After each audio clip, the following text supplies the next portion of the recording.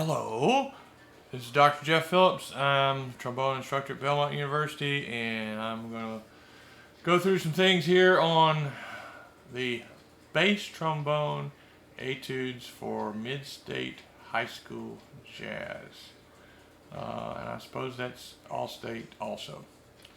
And not to say, hey, here these are played perfectly, this is how they go, but for me to say after I print them off this afternoon, here's some things that will probably mess you up, and maybe some things to help you out as you get started on these. These can be played on just a large 4-tenor trombone with an F attachment. That's okay, but just, to be real with it, the guys that are making that bass trombone chair, they've got the equipment and they play it all the time. You can just tell from behind the cardboard screen, okay, that's a kid using a bass trombone that knows what he's doing, or she, or that kid's never played that horn before, or that kid's got small bore or medium bore F attachment trombone and they really have no business doing this. Okay, you can really tell the difference in the people that know what they're doing. We've got that quality with trombone players, at least in our mid-state and definitely on the all-state level.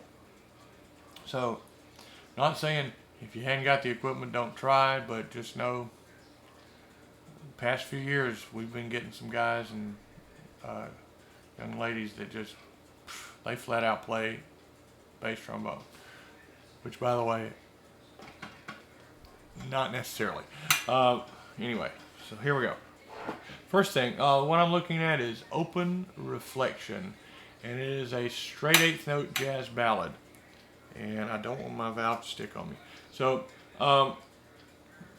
make sure that you adhere to the thing that says straight 8th notes. Okay. I thought jazz, we swung everything. No. We'll get to that, especially on the other excerpt.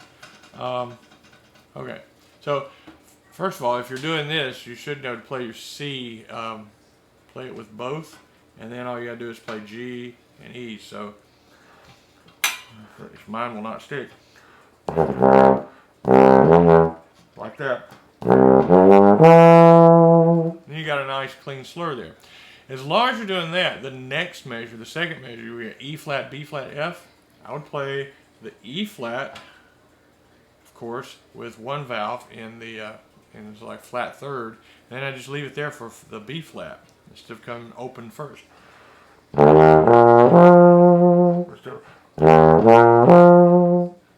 That's just something as I was playing through it, I thought that'd be kind of neat.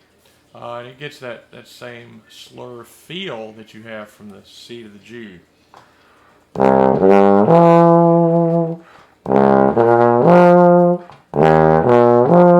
If I remember to lift my middle finger. Well, that kind of keeps that going. Same thing as you get the second line, D in first with both.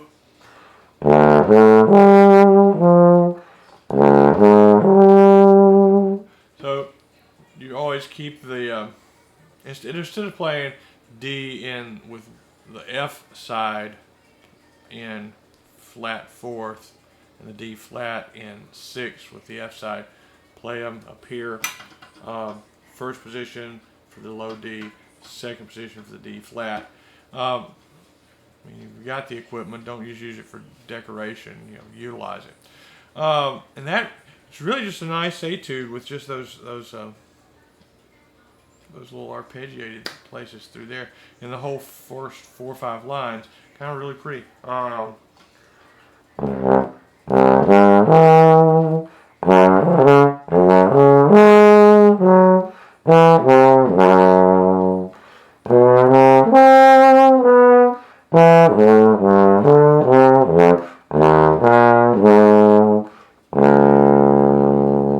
a pause. So, as I've said on the other etudes, if you happen to listen to any of those, there's a crescendo written, yes, but don't get too obnoxious. Also, it says start off piano on a low C. Play comfortably. Nothing's worse than this feeling. And nothing comes out because you're trying to play soft, you're nervous, and it's a low note and nothing happens. So, just let it come out there. There, I've established that is my piano level. Anything that's marked above piano has to be more than that. There we go. But get comfortable there with a nice sound. Okay, so you've gone down to the caesura. That's a grandpa. It's a big fancy term. And then you have railroad tracks. Okay, and then you go back to a tempo, more arpeggiated things.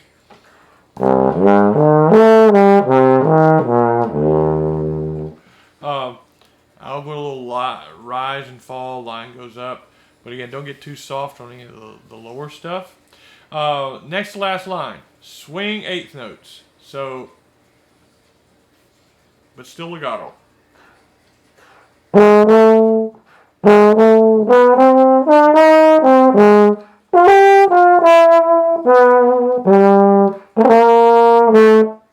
D dot low note or short note there. And then just sort of fades out. Back to straight out eighth.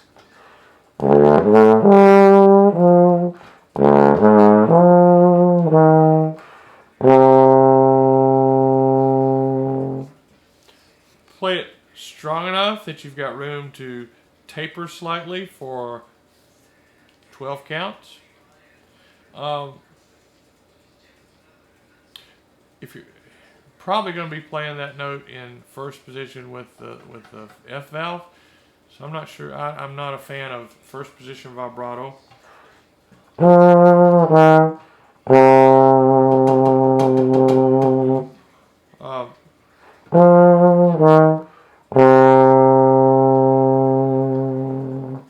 Um, 12 counts is a long time.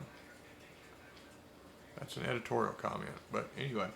But you might want to put a little vibrato at the very end, but if you do, make sure it's in sixth and do it out there and just a little bit for taste.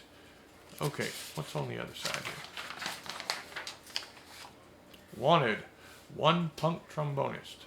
Fast hip hop groove, not swing. Let's see if I can play swing, and I'll show you how I've heard this before.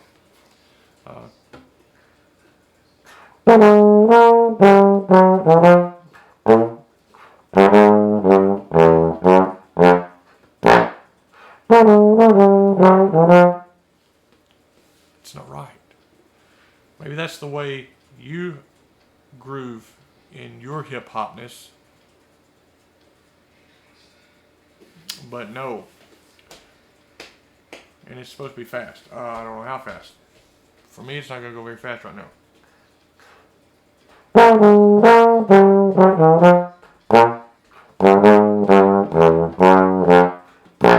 Okay? Those two B flats, either octave. Yes, they're marked short, and they're on the exact end of beat 2, but don't hurt people. That's my whole message. Do no harm with your trombone on any of these things. I've heard this before. It's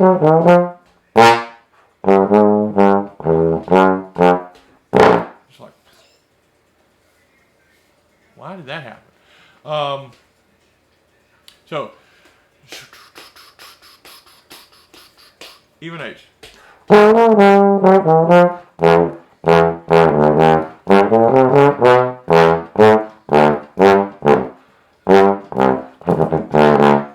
Alright, so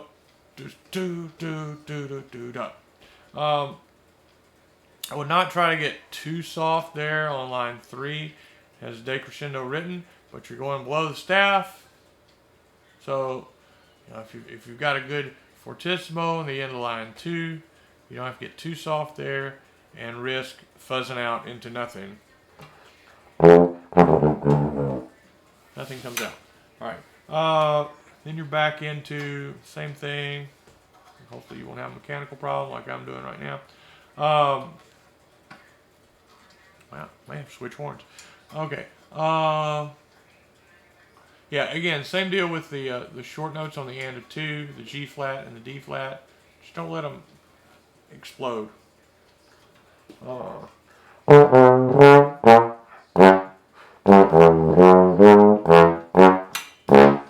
Okay, just in taste.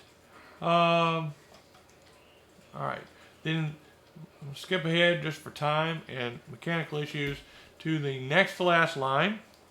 You go down into those subterranean notes.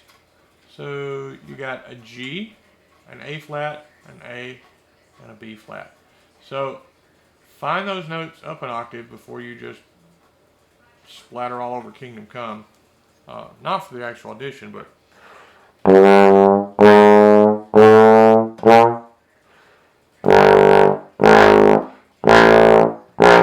okay. And each one of them needs to have a good full-bodied sound. Not, let's see. Probably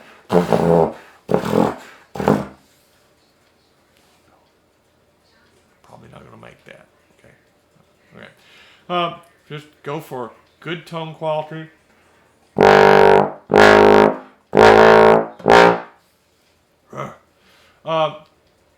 The next thing, it's double forte. Okay. Again, hurt no one.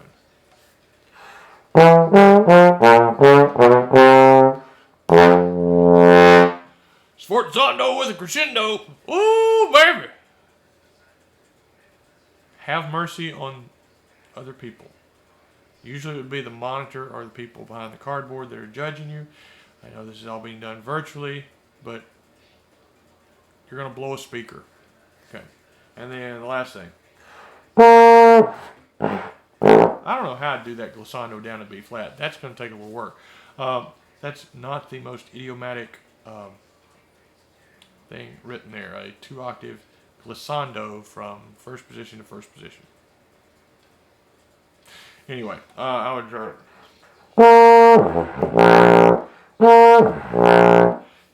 practice lip slurring that, and then you can kind of fake it where you move the slide a little bit out and then plop down on B flat.